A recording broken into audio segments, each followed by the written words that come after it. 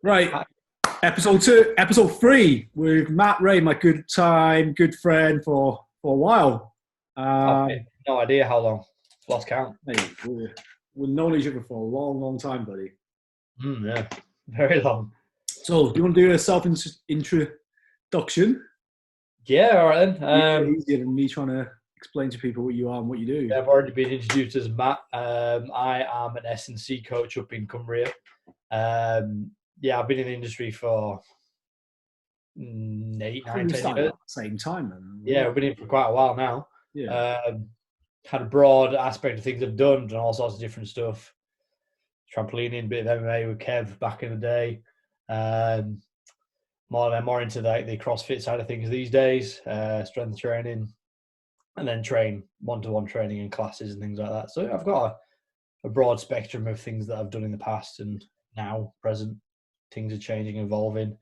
Trying to set up my own educational program soon as well. So there's all sorts of different things I'm playing around with. But yeah, that's kind of a broad introduction to me. Quite broad. I mean, man, how long is it? I mean, let's see. I mean, when we started training properly, Properly. I mean, by properly, 5 years ago. Yeah, not long. All right, by properly, not long. But like how we like, I don't know. I reckon we were the early guys who actually used the gym for the gym. We went there for a purpose. We were probably, most people, like when we started out, a lot of people was going in for more of like the social side of it and bit of crack, bit of banter, sit on the phone for 20 minutes while they wait to do a set of benches or whatever. I mean, we went in with a purpose. And I think that's the word, purpose. We went in there for a purpose, man. Yeah, we went in there for a purpose. And I think that's generally when we got more into the MMA side of thing. I think we got into a purpose, like, because we addressed, when we were brawling, we felt aches, niggles, strength issues that we needed to address, didn't we? And I think that's when we went into the gym and realised actually we can actually make our sport better by going to the gym. I think that's when we started training more seriously. I mean, back then you were still working down at the leisure centre, weren't you? I mean, when we first started. I was DM at the leisure centre, yeah. So we hired out that little room, didn't we? Well, you did. I wouldn't about that little hired, used. Used the little room, as in you train in the little room. Is that what you mean? Yeah, we train in that little room. You know, those are. But this is quite after. I mean, even though we talk, you're going back more dated. Remember, we didn't start the little MMA jiu-jitsu thing until a little bit later on, though, did we? We went up to Carlisle first, didn't we? Yeah. Sands Centre. That's where we first went. Yeah. Up at the balcony bit. Sands, with Thai boxing. Dragons Thai boxing. Big up Thai boxing. That was brutal, wasn't it? It was. I mean, it's still to this day. I mean, those guys are legit. They are legit up there. Yeah, that was brutal. Yeah. I remember coming away from that saw quite a few times. Yeah, it was I mean, people who don't know, we used to live, 20 miles away? Yeah. I think it was a Monday night, wasn't it? Monday night at 9 o'clock. Something like that. It was late in the evening anyway. It's quite late. There wasn't a lot going on in our area of the world, really, is there? No. Well, my area of the world now, not really your area of the world. No, but I remember us taking turns driving up there every Monday and trying to... In my old Rover 25? Yes, your shitty Rover 25. What is the 25? It was made out of girders. It was awesome. Yeah, it was fucking freezing, mate, that thing. It was loud and it was cold. It was awesome. I love that car. Yeah. They managed to get me... That Dragons kickboxing or Thai boxing, Thai was run by Mike's Tattoo, wasn't it? The guy from Mike's Tattoo. I don't remember, if I'm honest. Yeah. Long time ago that now. Long time ago. That guy's something else, man. I remember it. Yeah. And then we start switching over and start training different things, didn't we? And I start going to Mike's head and his jiu-jitsu. Russian Sambo. Russian Sambo jiu-jitsu. Yeah. That was fun. That was really good fun. That was. Learning to throw someone from their wrist was always entertaining. Yeah. It's a good foundation. Honestly, it's even now, the stuff I've got from that, it's a good foundation for all Brazilian men. Yeah, well, you're still into your fighting style, aren't you? Like you still I do. just got back into it, kind of a Yeah. few months back. Yeah.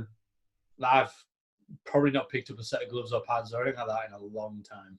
No, wait. We should like while we've got time up here. When this I still have the blood of your nose on one of my gloves from home. Really? Yeah. I was not That's your proudest moment right now, isn't it? I'm not wiping it off. I'm not wiping it off. It's staying there. I'm not saying I use them gloves anymore, but you know. Yeah. Yeah, we've had some brawls in the past, haven't we? Yeah. Today we're going. The thing is, nobody was doing it back then. It was such an early stage in what people would like call it MMA, but like it was such an early days as in mixed martial art. Yeah. Really. Yeah. I'd say it wasn't really heard of. And if you wanted to watch anything from MMA, you had to wait up to like 5 in the morning. Yeah, all the DVDs, and you just had to buy them with DVDs. And HMV was still around, man. I mean, HMV. Shit, man. Yeah, exactly. So, how old are we? We're getting on, man. I know I'm getting on. Mate. Yeah, well, I think my body feels still quite good, to be honest, mate. It feels good. You might feel good. I'm feeling the age, mate. Oh, man. It's because you're having all these arrows, man. Is that from an Easter egg? This smug's been here for years, mate. I don't even know when we had it. Yeah. One of them things, isn't it? I think that's the good thing, though, from the martial arts training. I think that's why we took S&C more seriously. Yeah, definitely. Say S&C for me has been brilliant for performance. Yeah. I do predominantly focus on the strength side of things. Yeah. Some people say different, but I am a firm believer in saying that strength is the foundation of all exercise. You need to have strength is the foundation of all athletic performance, mate. Oh yeah, but so many people say different stuff. But Who? You get like these flow people online and things like that. Flow is completely different. I believe in flow, but it's not athleticism. That's mobility, man. What are you on about? No, but they're saying about being strong. It's like you need some sort of external stimulus to gain strength. Yes, there's the body weight side of things as well, but that can only take you so far. All right, so like yesterday, I had another episode with Jason. You haven't met him yet, but we went into this, not this flow business, but people have a different idea how to train. It doesn't matter if it's right or wrong. It's just there's different ways of doing it. But 100%. I agree with you there, 100%.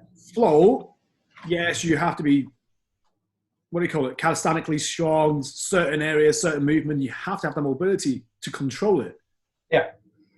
But as a performance, as a contact sport performance, no, man. It's a way of getting into positions, but it's not a way of exploding and maneuvering your opponent.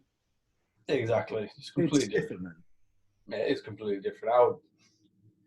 I agree. There's not one perfect way to train. Yeah. There's not one perfect way. It works for different things, but it depends on what you're going towards.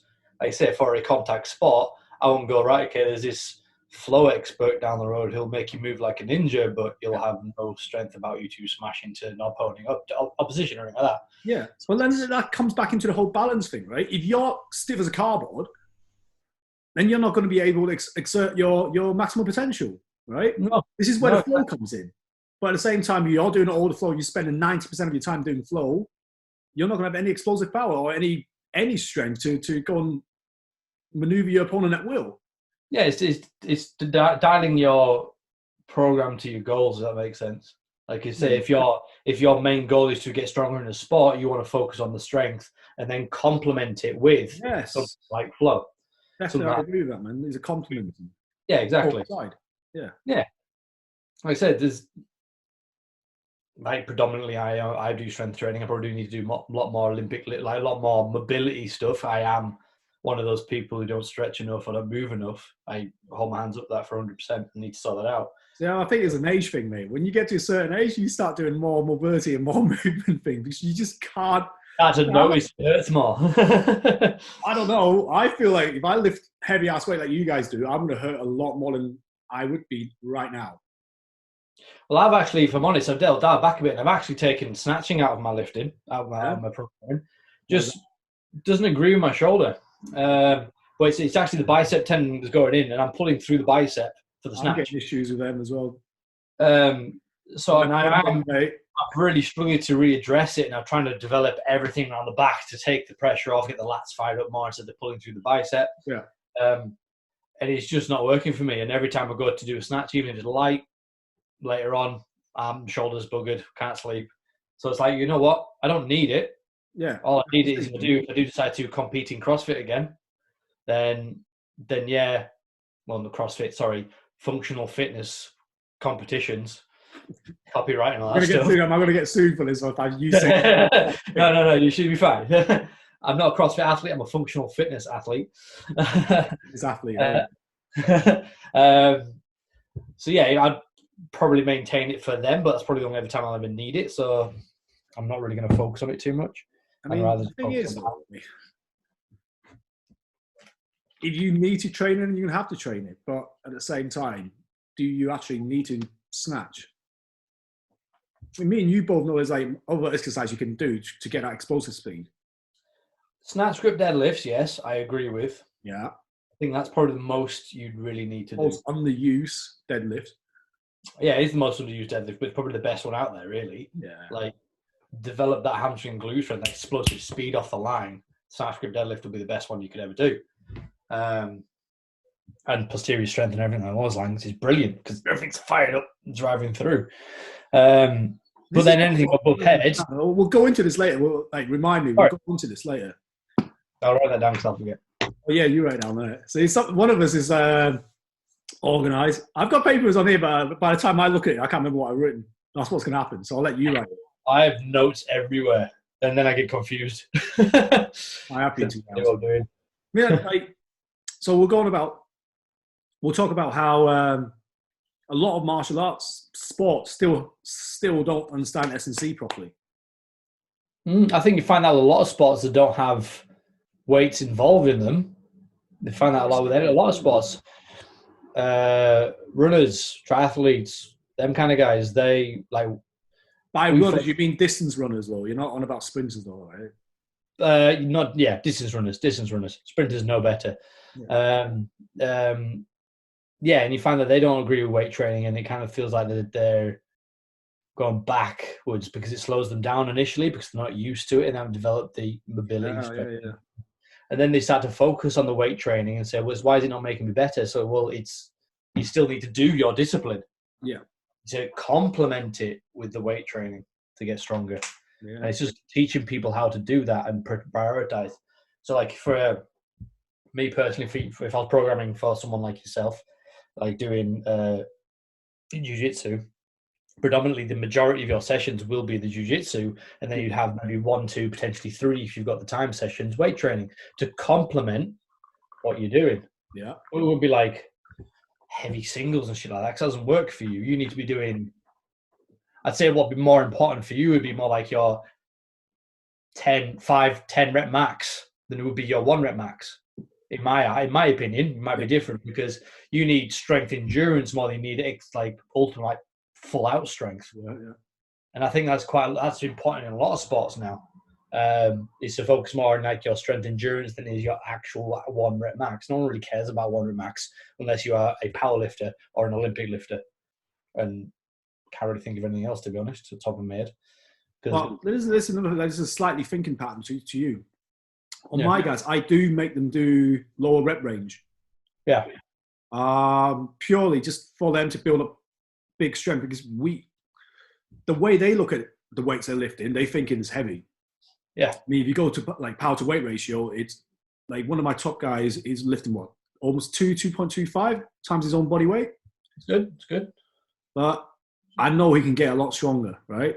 But then you're probably going to ask me why do I need to get him even more stronger, right? I need him getting more speed. Can you be too strong? No, you can't be too strong. Of course not. It doesn't matter. That's a stupid fucking thing. What are you saying? Just turn our whole industry upside down, mate. We can't be too strong. But what I'm trying to say is... I'm just saying, I believe everyone can get stronger, and there's no reason to limit it. Yeah, so there was a point of like diminishing return. Yeah. With these guys, I was like, right, we build up big functional strength, 4, 5, 6 reps, maybe sometimes up to 8, right? But at the same time, we split that training program. We do split the training program into a heavy day and a speed explosive day. Yeah. So it's not just getting 10 reps of explosiveness, which they should be able to do because they're on to that high range when they train in jiu-jitsu anyway. Yeah. I say that's the difference between mine and your sport, because what I train in is the functional fitness.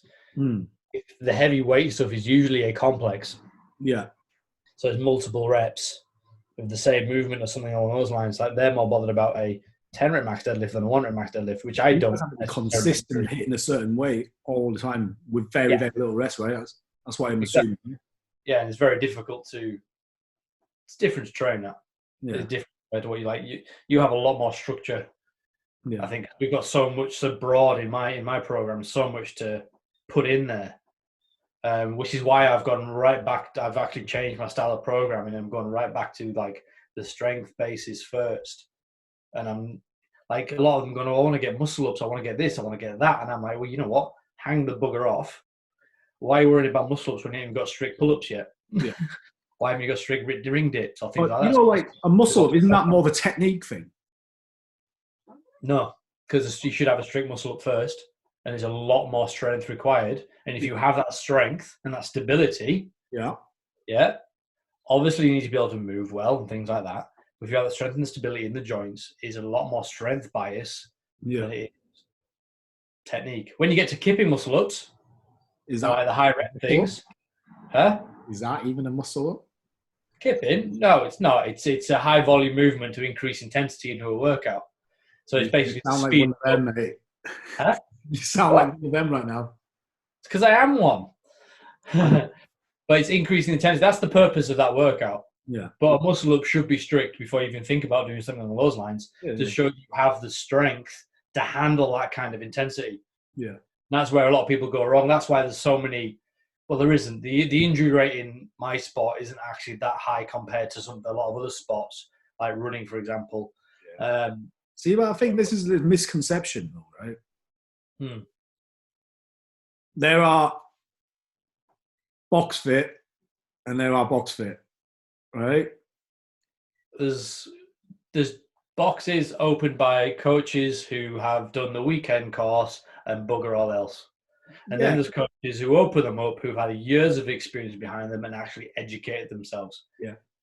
So this is the same in it's a whole fitness profession, right? Yeah. There are coaches and there are coaches. There are coaches who just like bullshit their way through. And I don't know, it'll probably be the same in your side of things. They'll run some of the most successful boxes around the country just because they can bullshit their way through it. Yeah. Right? And as soon as you see them do anything, you're like, oh my God, somebody just call the ambulance and get ready to catch up. Yeah. There's not a lot you can do about that, unfortunately. That's where all I can say is, like, for the people who are tuning in and listening to this, if you're interested in my side of things, do your research on your coaches. If they've got no history and you can't find any history, then it's a good sign that you're like, where do these guys come from? Have they actually got the knowledge and the experience to look after me? Because that's what they're doing. At the same time, you look at my stuff, man. I don't post a lot of actual workout. It's always the same thing. I don't post, oh my God, we run the best personal training group in the whole country, blah, blah, blah. And we do this in 8 to 10 weeks. Check this out. Well, that's the same for me. Like, I don't do a lot of advertising because my clients do it for me. Like, if they will tell other people that, you know what, Matt's a good coach or whatever. And sometimes it's I should do more advertising on a one-to-one coaching scale, probably get more work in, but that's not, it's important, obviously, but I'd rather someone come to me because they've heard that I'm good at what I do. Well, the thing is, you do your advertising, and I've seen you post a few videos here and there, and you do explain. I mean, way more than I do, anyway. It's not like you see a lot of your online PTs and your Globo PTs where they have a post on every 5 minutes going about this, selling this supplement because I'm sponsored, but I'm an ambassador. Oh, have you tried to train and it hasn't worked? Have you tried to keep a diet and why hasn't it worked? Well, lately I just found out this is the best way to... Man. Yeah, exactly. I'm fucking hangry and I'm talking to you. So I'm partly... This is quite a good start to this Hangry Caveman episode 3. food. Yeah. Yeah, I was actually having this discussion on an online chat the other day about supplements and things like that. You know a lot about your supplements, don't you? But I'm a bit dubious with a few things. Yeah. Vitamins, minerals, yes, but when it comes to like your powders, pre-workouts, things like that, We don't do any pre-workout, man. And all my guys are banned from pre-workout, apart from coffees. That's if they haven't overdone the coffee previously, man. So do you like record how much coffee you guys take and things like that as well? I don't measure them by milligrams, but I measure them by cups. So on my high day, no, man, they know their shit. So generally speaking, the two top high brown belt competitors, one of them actually don't drink coffee anyway, so which is good. One of them don't, and one of them do. And the one that does, usually, like, he's limited to 3 a day, max. Hell, I have that by about like 10 o'clock. Yeah, you probably have, but I have 3 coffee. I mean, 3 good coffees, and that'll be it. Yeah. And there's none, and he can't have coffee after training. No, okay. Yeah, what's the justification for that then? Yeah. What's the justification for that? What? No coffee after training. Oh, they're already stimulated. I need them to calm back down to right. So you're talking about like decreasing the heart rate. You're talking about decreasing the heart rate on the pro training days. Yeah, I do particularly monitor the heart rate. But my major thing is with people do take serious training is recovery. Yeah. I don't want them to overrun the central nervous system after the coffee because it's already stimulated. Fight or flight. I want them to calm back down. Ready for recovery. And that's my priority. So I want them to recover as fast as they can before the next training session or next day, so they can get a good night's sleep. No, that's my reason behind it. No, it makes sense, 100%. Yeah. Yeah, no, I get that. Do you guys still use does any guys still use like all the pre-trainers and all that stuff? Pre-workouts? Yeah. I'm guilty of it every now and then. I'm still in the old school PhD. Okay. It's not like Jack 3D though. We never even got I never used it. I used it once on a Jack 3D. Yeah. I think I had it once. Yeah. Off a friend from the gym who we probably know who you know if I'm talking about. You already know I know one about. Yeah.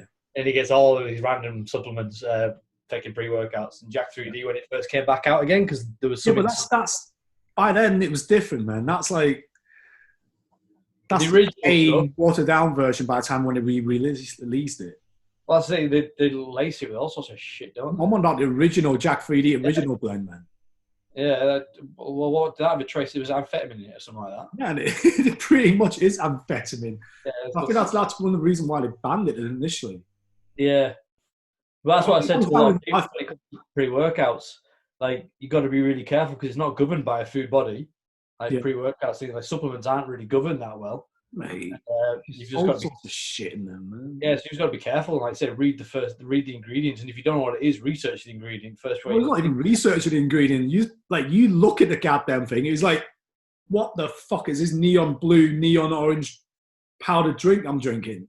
Why is it dissolving my shaker? You see all the guys who use these long term, especially the guys with the plastic shaker. It's like, why is the shaker stained with whatever you're using, mate? Yeah, but then it's kind of that also shows like it just dissolved away the lining of the shaker as well. Then where's that gone?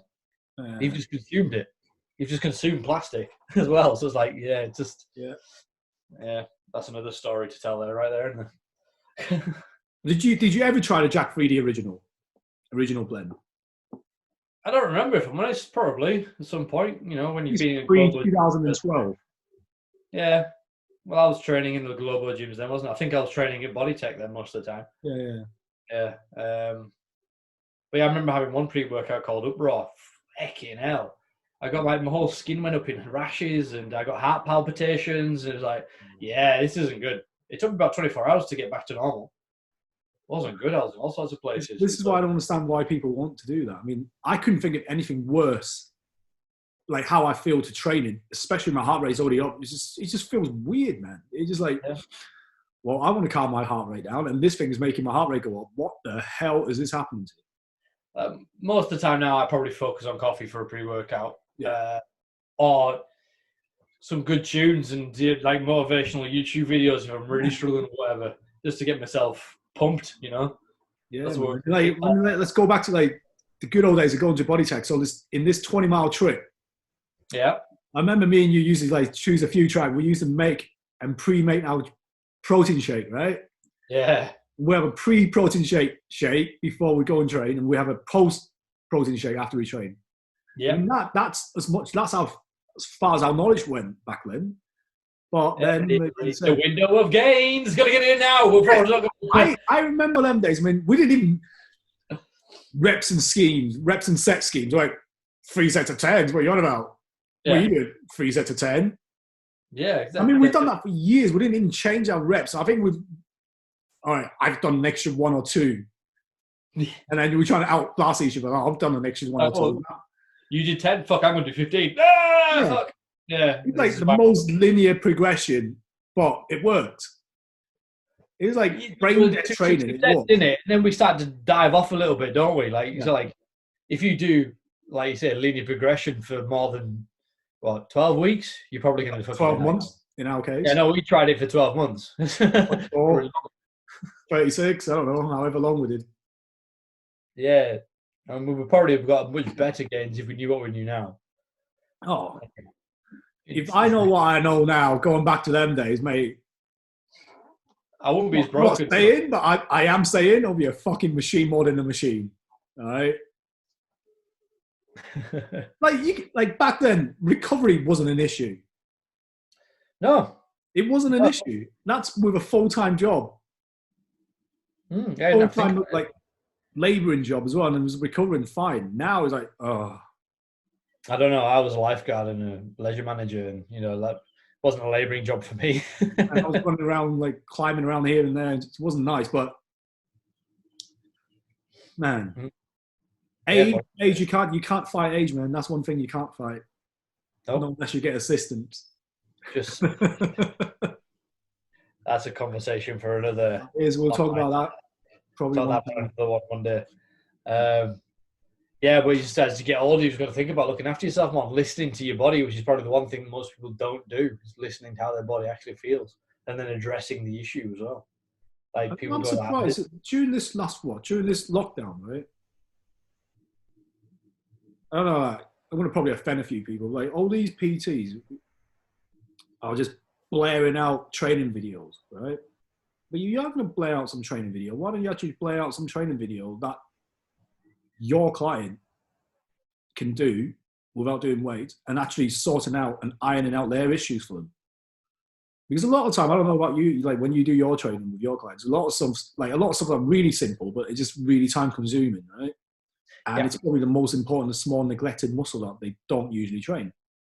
Well, I'd say the most thing with a lot of my guys, because they are into the sport that I do, is it's a lot of it is prehab for the shoulder. Yeah. I'll be doing a lot of because it's the one thing that goes all the time is just the shoulder in the functional fitness industry and the knees. But yeah, it's like you've just got to keep an eye on it. So that's one thing I'll always do, address that issue there, make sure, and then give it away to them to do themselves and other things they can do. I say because I am a PT, I have done the online programming thing, which you were mentioning before. Yeah. But I do I've done a 3-month program for my guys, and it is literally every day by saying, right, guys, these are option workouts you can choose. And my guys have got a lot of experience, so I'm quite happy to go on their own. I've educated them pretty well, I think I've. So they know, right, okay, this is my routine, this is my rest day, this is what they can pick and choose and figure out what works best for them, which is how I like to educate my guys. I don't want them being just zombies who have no knowledge and just come to me. They're still doing that. They're looking after themselves. Yeah, they're looking after themselves now, and I know I drop a message every week, every now and then, see how they're doing, and they get on with it, and they're still doing it, they're smashing it. And if they have questions, they send me a message. But I'm not like drilling down, right, do this workout, because a lot of what I've seen, which is terrifying the crap out of me, if I'm honest, is bodyweight squats, burpees, bodyweight squats, burpees. Like, oh, hello RSI, how are you today? Yeah, it's like that's all I'm seeing. I don't know why people think it's the only thing they can be doing, man. Sort your shit out. Yeah, exactly. But Help the client sort their shit out. Yeah, it's just, well, that in it. They just want to get some money. It is about money. But there's, right, we're like, at the end of the day, we're all here for a reason, right? Financially, partly. Yeah. And we actually, like, I know me and you, we actually do want to see our clients progress and actually perform, right? Yeah. Hell, I forget it. To a point. But there comes to a point, right? Like, I personally, I can't charge and look at my client over like what we're doing now on Zoom and say, oh yeah, do your squat like this. I'm like, I should have done that while I was one-to-one in very early stages. They should know how to squat properly, right? Yeah. They should know how to hip hinge properly. Yeah. Right? All the basics they should know how to do properly. If they don't, I have failed as a PT, period. 100%. Right? Yeah. And if they want to add more things to the training, okay, cool. Let's chat. We'll find out what else we need. But you can't just generically just throw a bunch of exercise out there and expect the general population to like, yeah, let's follow Mr. Whoever it is. And because, oh my God, because she can do a squat with no shoes for some reason. Yay. Yeah, no, it's scary out there. It is scary for this, like I say, repetitive strain. That's what I'm worried about. Like when it comes to this training, and I feel people are training more now. You know, I think, but it's more of the same stuff as well, which goes back to my RSI issue. But that's what I'm worried about. I'm seeing all these videos about people like, oh, we're training, we're doing this, we're doing that, which is great. You're being physical, get on with it, awesome. But you've got to really think about what you're doing and don't just do the same thing. Because like a perfect example of repetitive training, I know this has got maybe a little bit of extreme examples, but when me and my sister did a charity thing for Parkinson's, we did 24 hours of burpees, which, yeah, exactly. This is what I was thinking when I was doing it. And I'm like, it was for a good cause. We raised a lot of money for it. Yeah. And it was personal cause as well. So that's why like we raised the money for that. But it's like the pain afterwards, and the elbows, the wrists, the knees, the hips. Because we're doing it every minute. Like every minute on the minute, right? I remember. Every minute for 24 hours. I did 1 to 3 burpees. Yeah. And my sister did like 3 burpees on the minute every minute for 24 hours. Your sister is a problem machine, though. You know what? One day we need to get her on here, and I've already asked her. She's not up for it. She's camera shy. Camera shy. She'll see this one, and we'll come and get her to chat. Yeah. But like and to be honest, we probably haven't fully recovered from it still. Yeah, that's what I was going to ask you. I mean, you can't, right? Because if your elbows and your shoulders still knackered. It took me a long time to get back to the stage where I feel confident with moving weights and moving myself again, just because everything hurt. And it just took me a long time to address the issues. And because it was like an area I've never been in before. Like I've never been in that much that much strain on my body before. Yeah. Because it took me a long time to figure out how to actually fix it. But yeah, it was awful. Wouldn't recommend it. No. But like you said, it was for a good cause. Yeah, it was like say it was for a good cause. But I'd rather have done something else. Yeah, it was brutal. Good fun. Well, it was good banter. People kept supporting us. They're coming in. McFlurries at 3 a.m, which is always good. You earned that McFlurry, mate. I say you do the maths. Well, what? I don't know how many I had because my number varied. But what? Well, just do your system. 3 reps per every minute. Well, how many 24 hours? 24. Man, I don't even. Wait. This is embarrassing right now. This is simple maths, and we can't do that right now. It's too early. 60. Well, 60 times 24, isn't it? Yeah. Is that right? Yeah. No, it's not. No? It's 3 times 60 because you're doing 60 minute per hour. Right? Oh, yeah. No. That's 4,320 burpees. Per hour. No, that's for the full session, for the full 24 hours. Yeah. You can't do 4,000 burpees in an hour. No, I mean, like, all right. Mine's not working right now. It's fine. There's a lot of burpees. This is why you get spreadsheets and apps and things like that. So you just type it in all for you, Kev. Oh dear. Yeah, but yeah, that's what Helen did. I did about 1,000 less, I think. Yeah, insane. So, how's training? I mean, like, we could talk about this as well. I mean, like the way we used to train compared to how we train now. What's the biggest change that we made? Me personally? Yeah, well, let's do personal, or we can talk about industry as well. Yeah, well, personally for me, I'm probably focusing more on rest and recovery than I am actually training. Yeah. I listen to my body a lot more. So, for example, if I do get a rest day and I'm feeling a little bit like I need to do something, I won't, because I'm like, it's programmed in, rest day, strict, be with that. That's what I'm doing.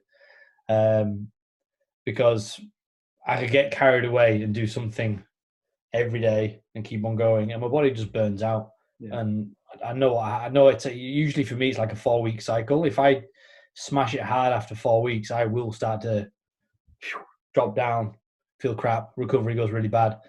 So that's generally how it works for me. 4 weeks. I know some people can go longer, some people go 6, 8. It's all personal, isn't it? But for me, from my experience, 4 weeks, and then week 5 is genuinely an easier week.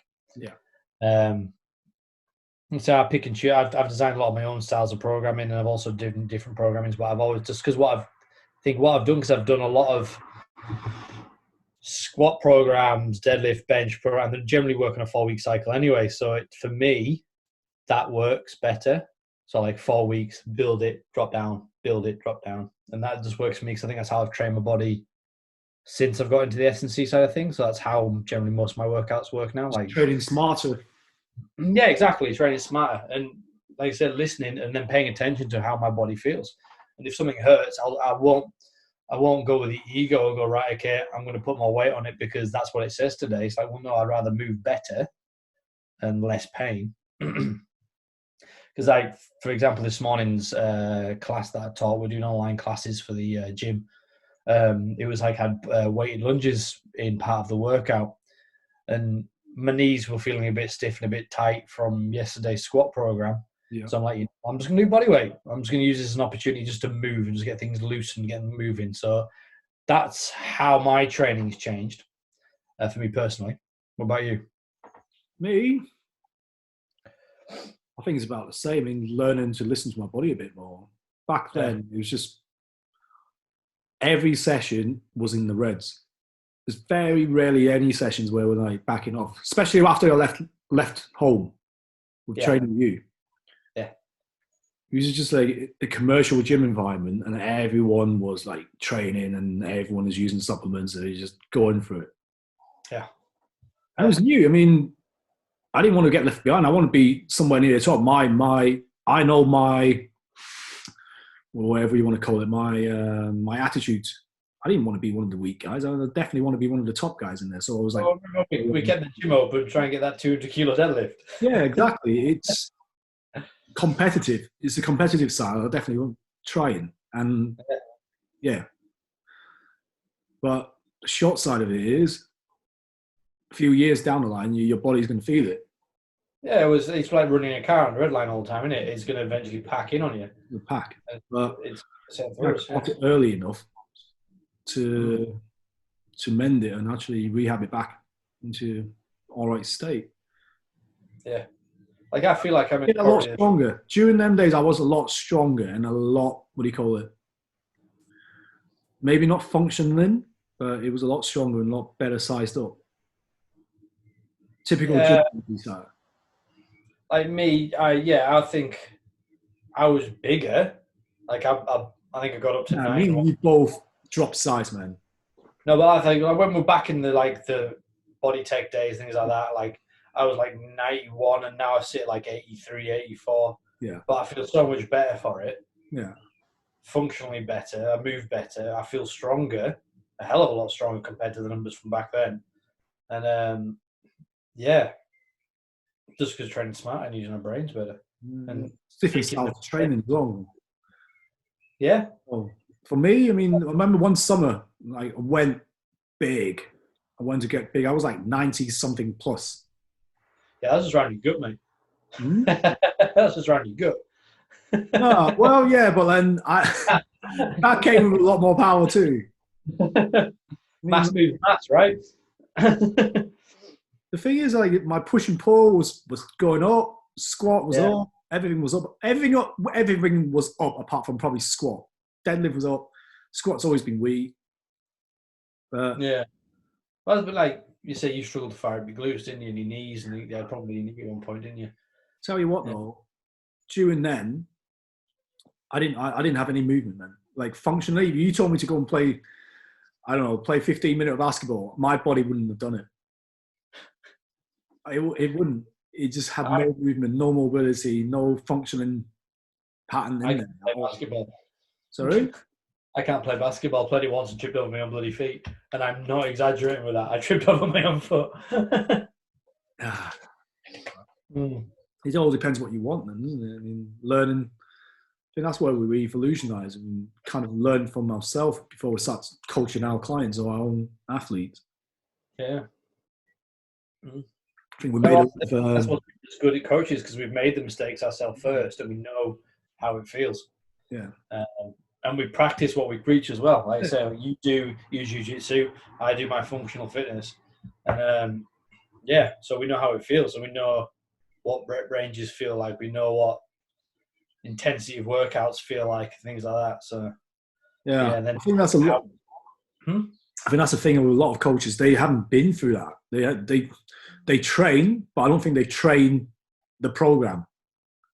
Yeah, well, it's like going back into the beginning, like PT days, like the very first. Like, I don't really like to call myself a PT. I more like to call myself a strength and conditioning coach these days. Just because I do think there's a difference, a big difference. Yeah.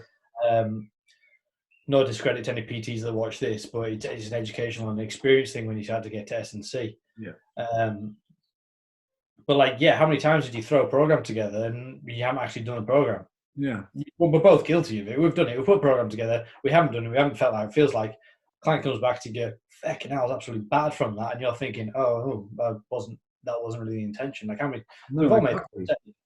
And and I think that's one thing a lot of coaches should do, a lot of PTs should do, is sample what they're going to do before they give it out. Yeah. Like, and actually learn to program properly, man. I mean, by learning program properly, at least understand like the correlation between reps and sets. Yeah. I mean, volume of it as well. Figure out how much volume you're shifting and all that stuff. And compare the last training sessions, like my volume from week 1 to week 4 has gone up, and like kept going up. It's like, well, why should I do more volume? No, I'm absolutely bad. I need to drop it down. And then I'm like, well, I need to figure out how much to drop it down so I can maintain what I've gained. Yeah. A lot of guys don't do that. I mean, we're talking about the very basics of this strength conditioning, aren't we? I mean, well, strength is very basic, really. Yeah. People overcomplicate it. They do. Like, it's big numbers when you start looking into volume, and that's what intimidates some people. But it's like people repackaging the same shit and then trying to. Oh my god! I got a newest formula to how to get in strain. No, you haven't, mate. It's just you've remarketed progressive overload. That's all you've done. Rebranded it with something else. I mean, 95 and 90, at least 95% of the people out there, any training would work. Any training would work, right? Yeah. Man, these guys are talking. These 95% people who's never trained properly, right? And if they have trained, they've probably done 1 or 2 cycle training. Yeah. Not so advanced into like Olympic status where they've done this entire life. For them to gain that 1%, it's a struggle. They're not. You're not there. You're not training them people. We're not talking. And me is in that category. I'm not training people who's going to struggle to gain that 1%. And as a coach, if you figure out a basic program with maybe slightly, sometimes like a bit more stimulant somewhere, the program will work. Yeah, exactly. As long as you're progressing sensible overload, then the body will progress. Yeah. Like I say, it doesn't have to be massive jumps every week. every session, which some people Well, that's do. what they expect, man. I think like society and all these online coaches and blaring out advertisement videos are giving unrealistic results. Yeah, exactly. Goes back to that supplement thing. Look what I'm taking to make me so much better. Same with the program. Look what program I did to make me so much better. It's like, well, hang on, it's only been out. The extra. No, Yeah. exactly. They don't tell people the extra supplements they're taking. Yeah. It's like I was watching an advert last night, and my partner was saying to me, it's like, I don't even like these yogurts and things like that. It's like, I don't even like these yogurts. And they're going like, low fat? Screw that. I want fat. I need fat. Fat makes me work. It's like, exactly. And this athlete won't be taking that because it's just an endorsement and they'll be getting money from it to help fund their training. Yeah, but we know that. But like the general population will look at it as like, oh my God, thingy's doing these sort of diet. Yeah. And it's working for them. Well, I highly doubt it. I said diet's another broad. Diet will be a very broad subject, and it's going to take a long time to talk about, man. Let's keep it very simple. Simple point. Calorie deficit, lose weight. Calorie gain, increase weight. It's as simple as that. Simple as that. It's just, you don't. Oh, man, I don't even know where to start with them. And sometimes you see some things online and people blare out. They're doing more harm than good, man. It's such a dirty industry. And there's no government. And they're just blaring out shit. Do you know who Ross Edgley is? Nope. He's one of those extreme athletes who do sports like crazy things. And I was reading his book the other day. Okay. And it's not. It's probably like a watered down S&C book, and it kind of relates it to training that he's done. So he's a character, so he obviously gets a lot of attention that way. But it makes sense what he says in his book, because he trains specifically for different things. So he's tried every training methodology that he can get his hands on, and so he's experienced what works best for him. But he also did that with nutrition. So he cycled. So if he went to a keto, to high carb, to like paleo and stuff like that, and he tried every single one, and he cycled it throughout 6 months or something like that, and he's tried to see which his body reacted to better. So I think it takes a lot of time, a lot of commitment, a lot of effort, but I think that's probably one of the better ways to learn what kind of nutrition plan works for you.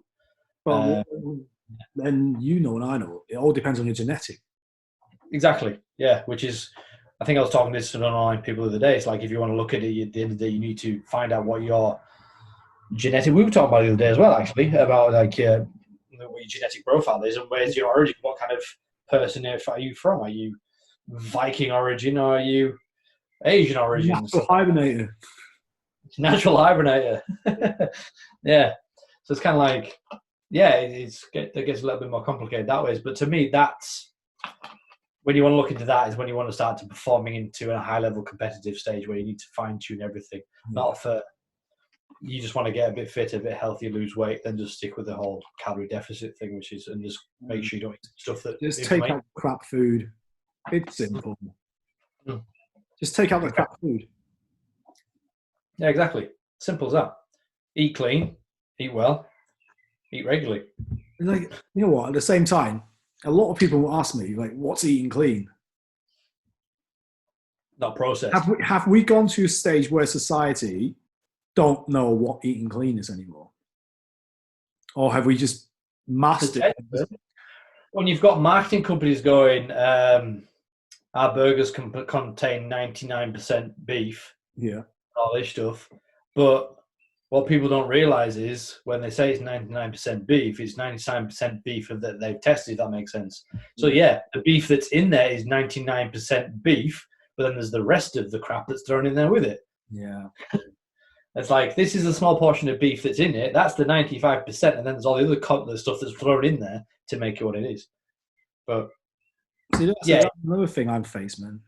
Because my clients, a lot of them work long hours. And they generally don't have enough time to cook. All right, cool. If you can slow cooker. No, I'm Just not saying. a slow cooker fixes everything. Some of them are, right. They can be too lazy, or B, they actually generally don't have enough time, or both, right? Yeah. And I can understand that. So when they do buy food, I mean, like pre-made food, just say a burger, right? Just say, I don't know, a pre-frozen box of burgers, man. Yeah. I'd rather them eat that than them not eating properly and asking for takeout, right? Yeah, no, it's fair enough. At time, much rather they buy a pack of minced beef and just make it himself. Yeah. Optimally. Right? They just have to, like I say, a lot of people say they don't have time and they're busy and things like that. But to be honest, let's face it, that's bullshit. Come on, let's be honest. I know you. I have to disagree. Some are. Well, it's okay, right? I'll look at that from both angles. You work in a different community to I do. I work in a lot of people are self-employed up here, where I work. They've got a little bit more time on their hands potentially. You work in a very busy city, and it is 24 hours all the time. And in your area, what I'd probably expect is you've got a lot more food delivery companies down there, from what I can say. A lot more. That's the problem as well, because it's making it so easy for them to just get deliveries. Yeah. That's also a big problem. But there are ways and means to sort these things out now.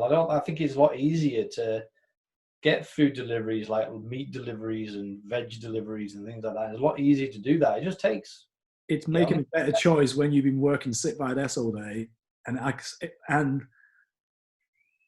when they have a food relationship, a bad food relationship, they're obviously going to make a bad choice. Yeah, that's an educational side of things itself. That's going to take time to. The temptational side of things is they know it's for them, but they know what to make you feel good at the end of that meal.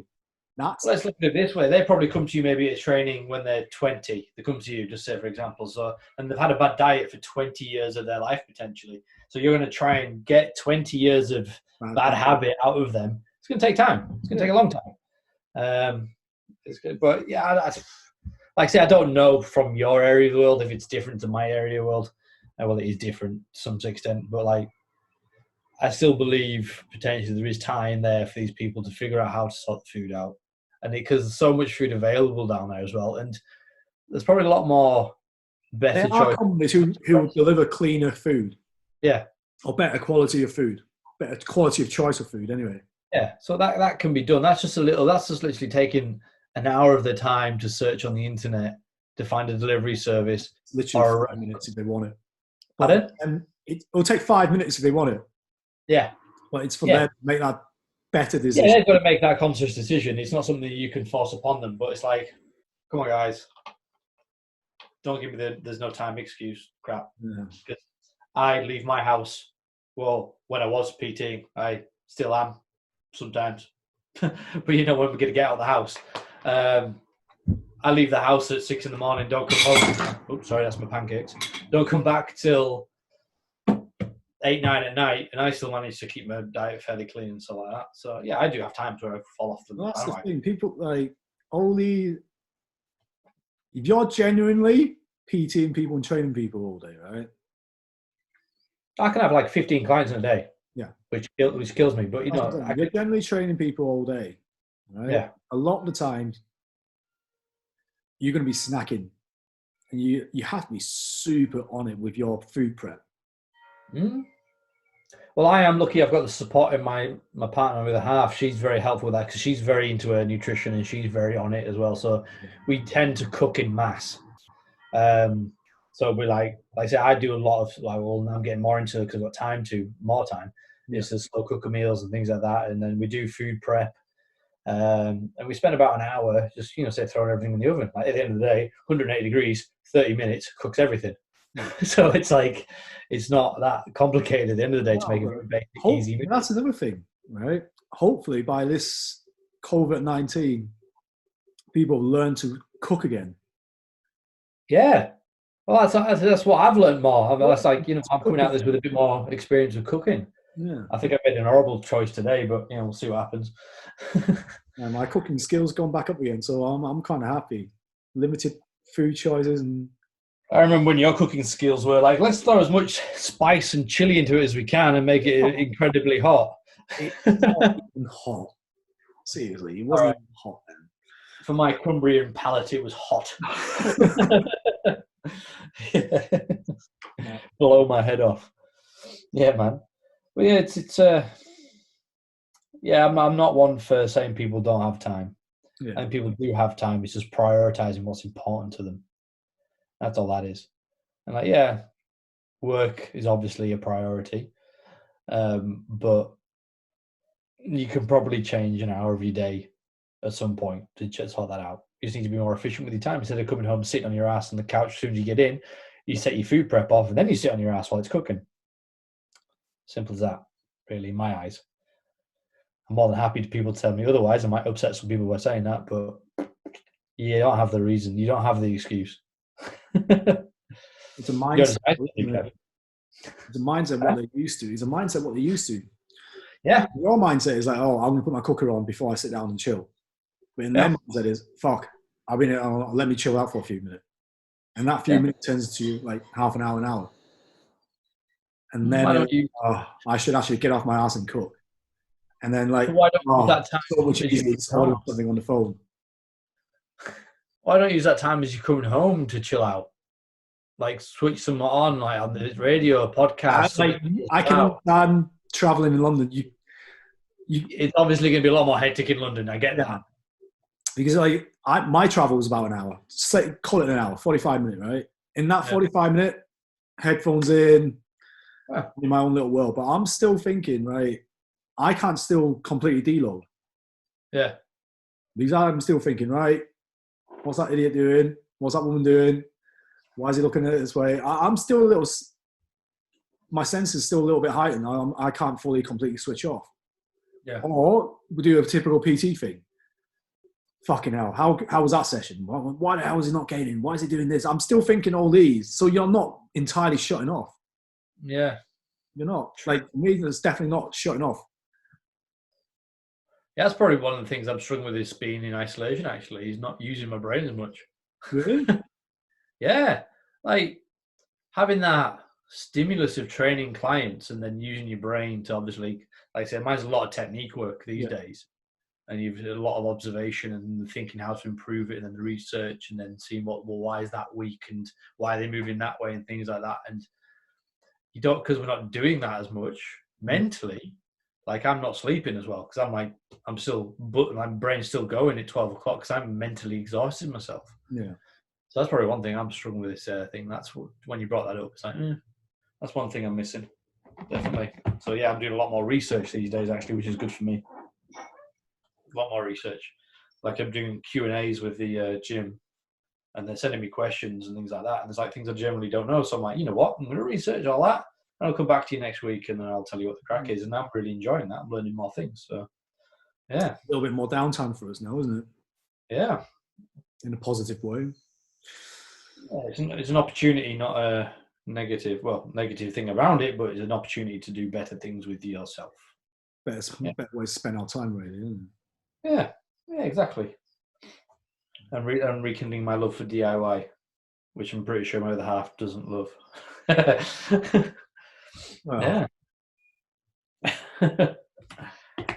Man. I was going to say, is like, do you meditate nowadays?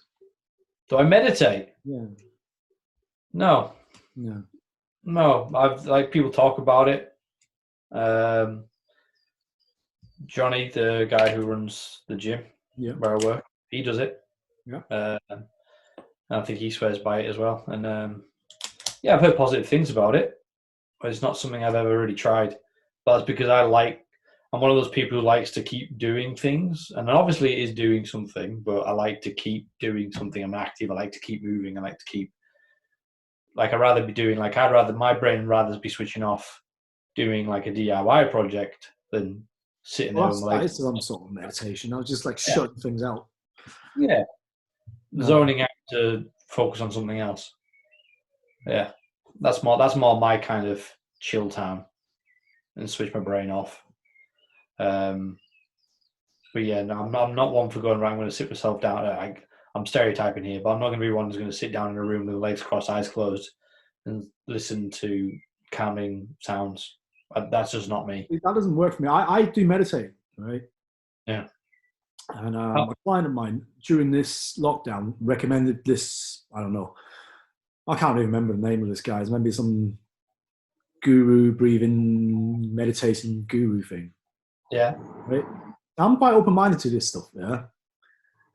3-4 minutes into it, I'm like, okay, he's not calming down. If anything, he's speeding me up. Right. Yeah. I said to myself, you know what, this is new. Just give it a little bit more time. Listening to this guy. 5-10 minutes into this.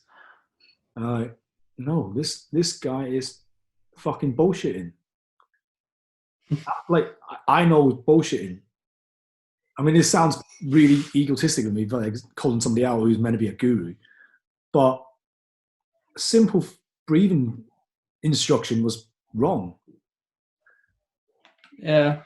And from that point, from my perspective, once I know it's wrong, then I'm like, I've lost interest. You're just talking shit now. Yeah.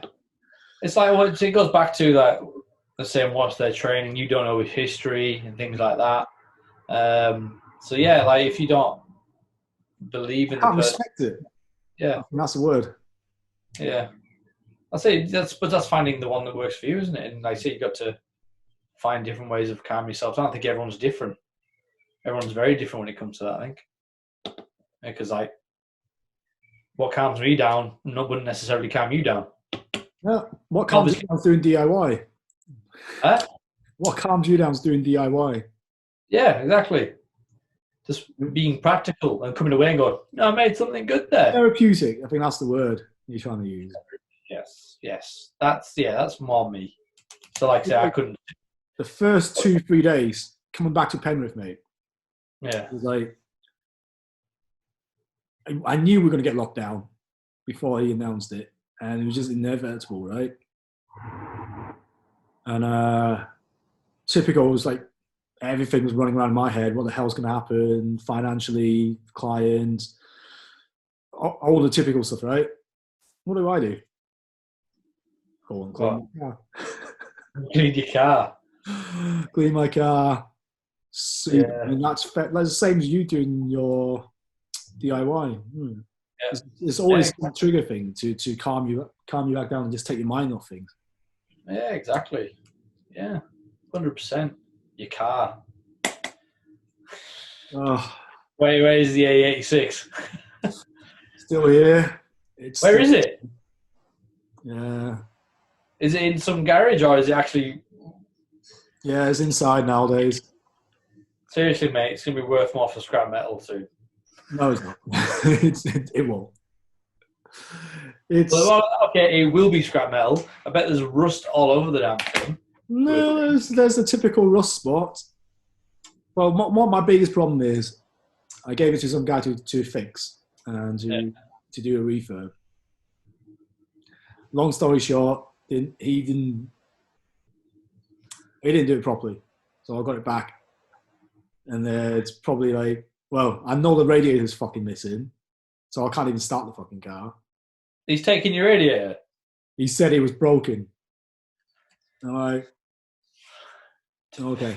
He's sat still. Whatever. I mean, it's been it needs a new radiator. I mean, the radiator was old, so I wasn't too bothered. But my point is, I can't even drive it in and out of the drive anymore. It's just like I got to push it in, push it out, and whatever I decide to do with it, I'm gonna have to like take it to somebody who's really good and buy all the parts and get it back running. The longer you leave it, the more it's going to cost you. What am I going to do now, man? What can we do? It's there. Oh. Yeah. Cool car. That's, for guys who are watching, that car is probably the first time I met Kev, and he decided to give me a lift home from the gym when we first probably met each other, and he drifted his way to my house. Probably the most terrifying experience of my life. I got into this car, this empty, bottomed-out car with nothing in it. Like literally just 2 bucket seats. It was fun though, right? It was. Yeah. I'm like, what the fuck is this? And then, yeah, get back home and I'm probably white, crap myself. But, you know, it was fun. That car is a special car, man. Out of all the cars I had, I mean, that's definitely top of everything. Yeah, man. You sure you got to get it back on the road, man. It is like all my car friends are kicking my ass trying to get me to get it back out there, but it's just time and money, isn't it? Or money and time. Yeah. Priorities, my man. Priorities. Priorities, yeah. It's a priority.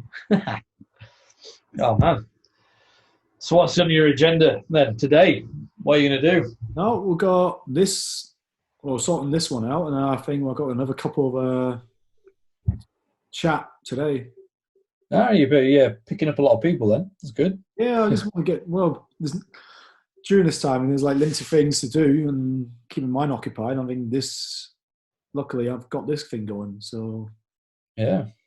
Cool, man. Yeah. Oh, I think that's kind of brought us to a natural end there, really, hasn't it? Yeah. Do you think? I think so. I mean, let's do this again. It's been a good little catch-up chat. Yeah, I got a few people I want to get you talking to as well, so yeah, we'll get that sorted out. I want to get Helen on here. That'll be a good, interesting. Yeah, a bit of banter, a bit of crazy banter. Going from where she like when I first met her to where she is now, there's a big difference, man. Massive difference. Massive difference. Yeah, she's got a history to tell. Yeah, very positive history. Yeah, no, that's good. Yeah. All right. I've enjoyed this. Yeah, good episode. And why don't we schedule after this? We'll schedule another session in, and we'll get another. Yeah, we'll probably talk about something a little bit more specific, shall we, next time? We should definitely. Yeah. All right. We'll put some knowledge bombs out there, I think. All right, man. Thanks for the time, and we'll chat again. Yeah, pleasure, buddy. It was good to see you. Cool. See you later, man. See you later, buddy.